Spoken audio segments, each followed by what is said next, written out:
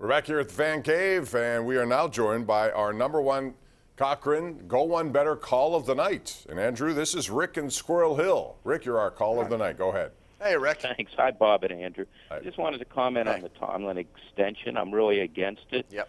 You know, some of the things he doesn't make adjustments. And an example is the New England playoff game against Hogan kept making catches. They didn't adjust on that. He has no discipline. I know Juju was dancing on the logos. He didn't say anything to the media, brought it up. He loses to bad teams. I know he's lost to the Raiders a bunch of times, lost to the Bengals this year. Another thing, he never goes out and interviews candidates. All he does is promote. How did it work out with Finchner when he promoted him? That offensive line coach, he just promotes instead of going out and interviewing people. He's terrible in the playoffs. And I don't get it. Reed's been fired. Belichick's been fired. But they won't fire Tomlin. I think it's time for exchange. I really do. Well, you're not alone. A lot of people have that opinion about him. But again, I think it fits what they're trying to do in terms of stability. They take a lot of pride in that, and they think it has a lot of redeeming value. Now, obviously, when you only have 3 playoff wins in 10 years, and you can name a whole bunch of coaches who are no longer employed, even who have more during that time, that's a concern. But I think we went over this. Andrew, anything new to add to it? Well, 20 teams and 21 head coaches have won a playoff game since Mike Tomlin and the Steelers last won their playoff game.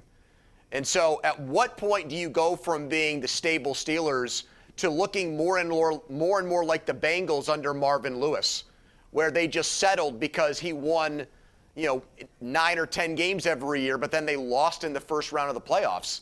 That's not stability to me. That's settling.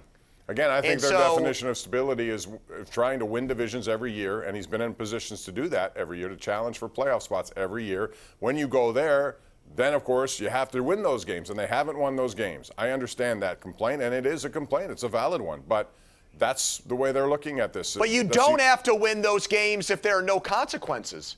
If there's no consequences for losing those games, then you actually don't have to win them. And they've made changes, and that's what they've done. So, I mean, that's the consequence that comes with losing here in this system. There are a lot of organizations out there that go and just change coaches routinely, and I think if you look at most of them, it sets them back. Cleveland's the biggest example of that. How many coaches back and forth and year after year? You can make a lot of mistakes. There's a Mike Tomlin out there who we don't even know who he is. I know that. There's somebody they could bring in here. Right, exactly. He was a guy who got an opportunity, made the most of it. And Mike McCarthy now is struggling elsewhere. I get all of that. But I'm just telling you, the only reason I could come up with for them to make this deal is they believe in what he does. They accentuate the fact that he's a contender every single year, and that's for them where it starts.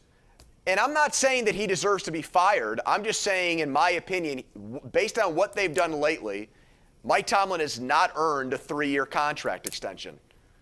All right. Period. Let's go out to Barry on line 2. Hey, Barry, how are you? Hey, good, guys. How are you? Love the show. Hey, Barry. Thanks for calling. Thanks. Hey, just quick on Jari. Do you think this performance tonight stuns him in any way and maybe draws back tonight and maybe hurts him going forward? And then also with the draft, maybe, Pony, you can answer this one. So with the Buffalo Bills getting there to the AFC Championship, do you think at 30th overall, what position do you think they draft to get him over the top? Thanks, guys. As far as Jari, he better have thick skin, and just bounce off of this. I think he does. I think he has a good personality for that, Pony. I do. Well, I thought that he was the guy that deserved to be in net for the Penguins when the playoffs started last year. And by the time he went in, it was too late. He played well, but Carey Price was pretty much locked in at that point. So, I'm not, sold on him as a big-time clutch goaltender. But right now, I'm going to give him a chance to sort it out. However, I'm not married to him. I think there's a chance if he were to falter early in a playoff series and the Penguins were to get down 2-0, I think that Sullivan would go to Casey DeSmith.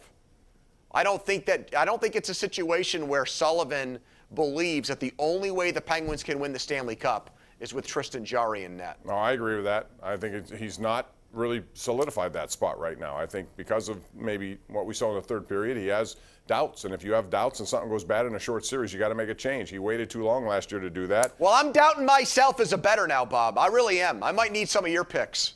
Like your No, Masters pick. If I you got do some it- good picks, I send do them my it way. few and far between, just because it's only when I feel strongly about it, and even then you could lose.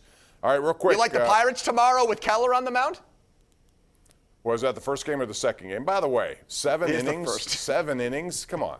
I knew they were going to do that, but I can't come to grips with a 7-inning game in a 162 game season. I just can't. So I think they'll split.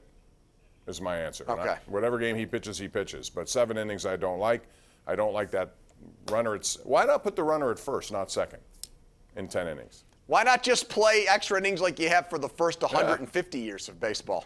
I agree. I don't understand it. Anyway, we're out of time. Andrew, thanks as always. Appreciate it. All right, Bob. Thank you for bringing up horrific memories tonight. Yeah, I promise it won't happen again. Not at 6-0. It's never happened before. It will never happen again unless you bet on it. Thanks for joining us tonight. Call us again tomorrow night. We always appreciate your support. Good night, everyone.